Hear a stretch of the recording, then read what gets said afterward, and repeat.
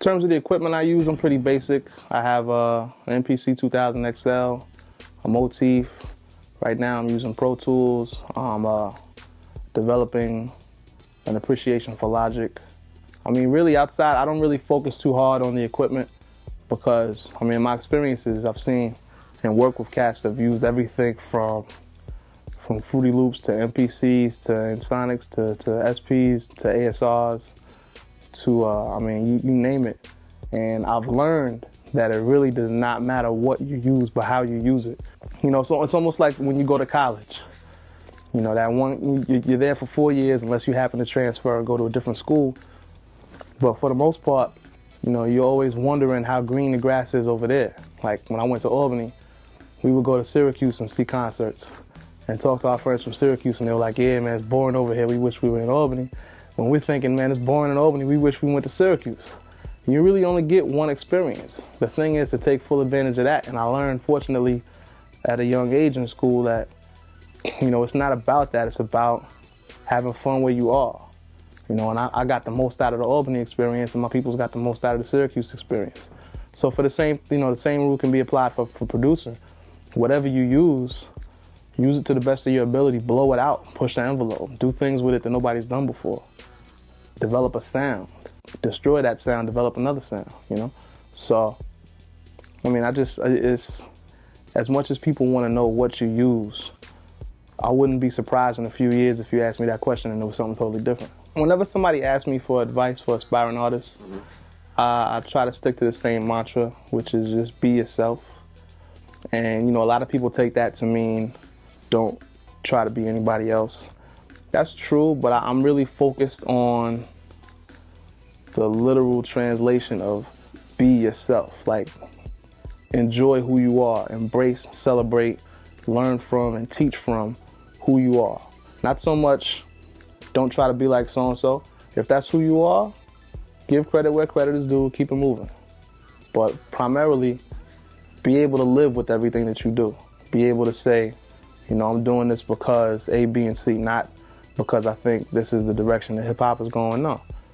Hip-hop will go in the direction you take it if your music is relevant enough, if your music has enough of an impact, if it strikes the soul.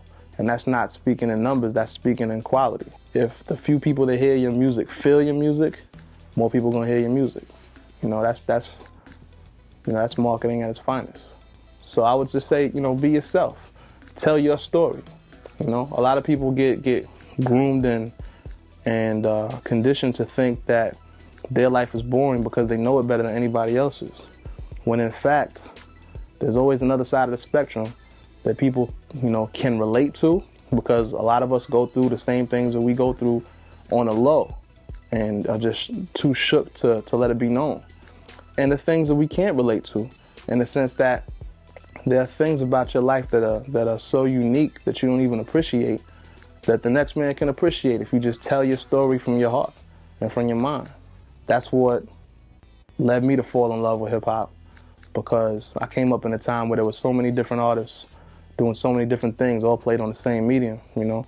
When I would listen to Red Alert or Chuck Chill Out or Marley Marl on the radio, or watch, you know, Ralph McDaniel's Video Music Box, Rap City when it was young, or Young TV Raps in its prime, you had, you know, you could go from Kwame to Jungle Brothers to NWA to X-Clan to Granddaddy IU to Cam, I'm talking about Cam from the West Coast, to Ice Cube, to Della Funky Homo Sapien, to Latifah, to Antoinette, to Light. And none of these artists sounded the same. None of these artists were talking about the same things. And they ran the whole spectrum, the whole gambit from conscience to gangsta to braggadocio to pimped out to righteous to fun-loving to straight comedy to straight tragedy to straight romance.